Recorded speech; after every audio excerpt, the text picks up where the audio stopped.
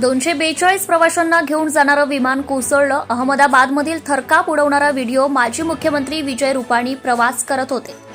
गुजरातमधील अहमदाबादमध्ये एअर इंडियाचं विमान कोसळल्याची दुर्घटना घडली आहे. या अपघातामध्ये अनेकांचा मृत्यू झाल्याची शक्यता वर्तवण्यात येत आहे. अहमदाबादमधील मेघाणी नगर या रहिवासी भागात एअर इंडियाचे प्रवासी विमान कोसळल्याने एकच खळबळ उडाली आहे. विमानात 169 भारतीय, 53 ब्रिटिश, 7 पोर्तुगीज नागरिक होते. विमानात एक कॅनेडियन नागरिक देखील प्रवास करीत होते. एकूण 242 प्रवासी आणि क्रू मेंबर्स होते. टेक ऑफ नंतर काही मिनिटातच हे विमान कोसळल्याची माहिती आहे. अपघातानंतर परिसरात जोरदार स्फोट झाला आणि आकाशात धुराचे लोट दिसले. स्थानिक नागरिकांनीही याला दुजोरा दिला आहे. अपघातास्थळी तात्काळ अग्निशमन दल, पोलीस आणि रुग्णवाहिका दाखल झाल्या असून बचाव कार्य सुरू आहे. तर अनेक जखमींना रुग्णालयात हलवण्यात आले आहे. मृतांचा आकडा अद्याप स्पष्ट झालेला नाही. एअर इंडियाने या दुर्घटनेची चौकशी सुरू केली आहे.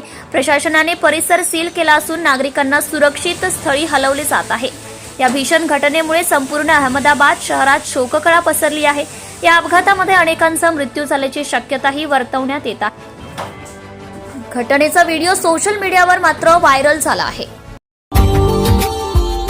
Subscribe now and press the bell icon. Never miss an update.